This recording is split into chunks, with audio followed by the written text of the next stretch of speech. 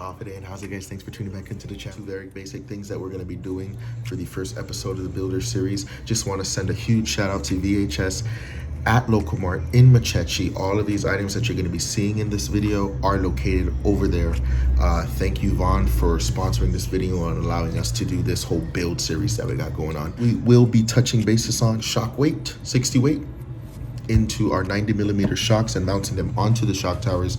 The second thing is just putting a trans onto a skid plate. I am not a professional builder in any way, shape, or form, so if you do see me doing things incorrectly and or you have a better way of doing it, put them down in the comments down below.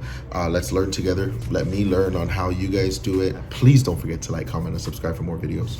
Peace.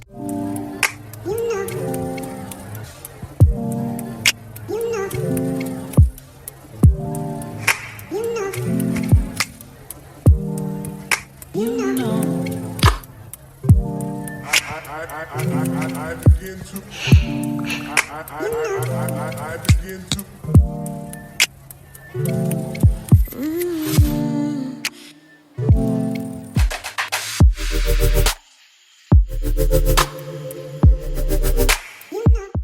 So check it out, I got these screws here. It's a whole kit that I picked up online. VHS should be bringing these in. They're very handy when it comes to putting together your very own RCs. So it's something you very much need for this project. If you're doing a whole bunch of things correctly and you save your parts and stuff, I mean, you gotta collect all your screws and nuts and everything like that. So I got stacks of these things just laying around just in case I need some more stuff. So what we'll do first is we'll go ahead and mount the trans onto the chassis. This is just a SEX10 chassis rail. You see it a lot. It's a very standard one. And you know if you're working front to back, because front side has the hump, back side has the straight, right? Just in case. Okay, so normally there's 4 screws that are always on the bottom of the skid plate, right?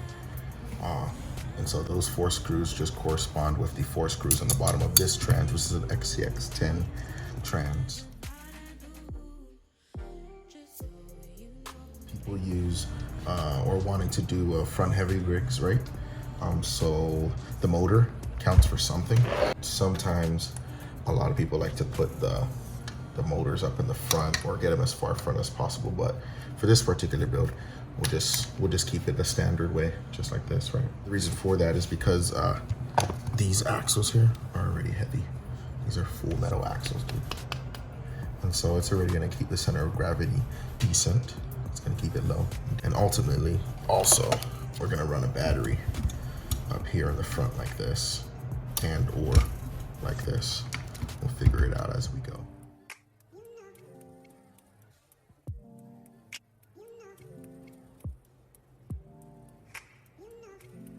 Set this aside and start working on our shocks. So these are 90mm shocks. The springs on them are not that hard, but I have felt softer shocks. This is a stock SEX10 shock, and she's a little bit softer. And going back to the chassis, this is the best shock tower that you could probably get, because you can position these bad boys anywhere you want. And usually what you want to be doing for low center of gravity and more flex and all that good stuff, you want your shocks to go in as much as possible. But because we're gonna fill these up and just kind of put them on and see how we go so far and work from there. So screw down the ring up on top, grab a pliers, get a good grip on the shock, get something to pry it out like a screwdriver or this hex driver, and just screw off the top, the shock cap. The shock does not come with oil, so you're gonna need to pick up some oil.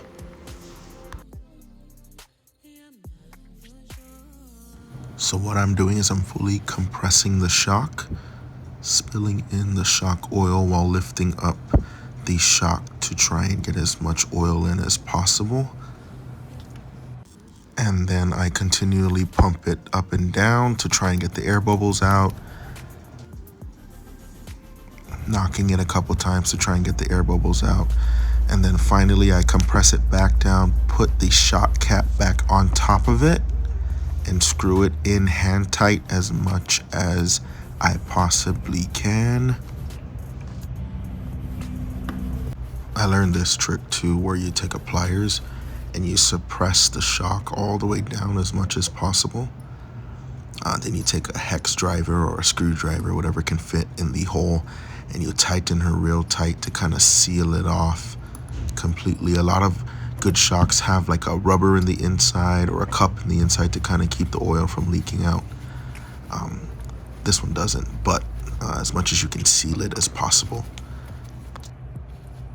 I run my shocks all the way up to the top so it can be as low as possible. But that is something that we're gonna have to test when it comes to putting on the body and the type of tires and stuff that you run, because some might be different. The backside might be all the way suppressed. The front side, because it needs steering angle or steering like that, you have to put it a little bit. So you're gonna have to tune it, and it's gonna take you several times to kind of get it to the way that you like it. But basically, that's 4 shocks done. Let's get them mounted. For right now, I'm gonna put them in the middle. These ones didn't come with a spacer.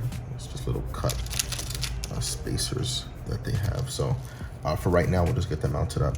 But later on down in the build, I'll see if I can grab some spacers to make them stick out straight for the axles. So.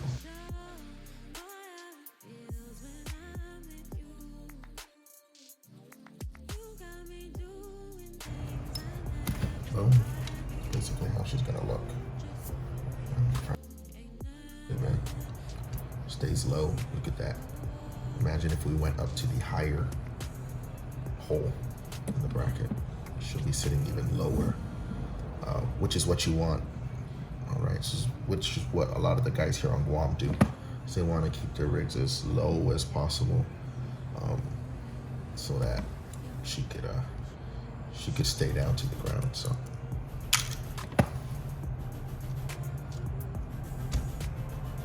But that's what I have for you guys today. Thanks for sticking around and watching.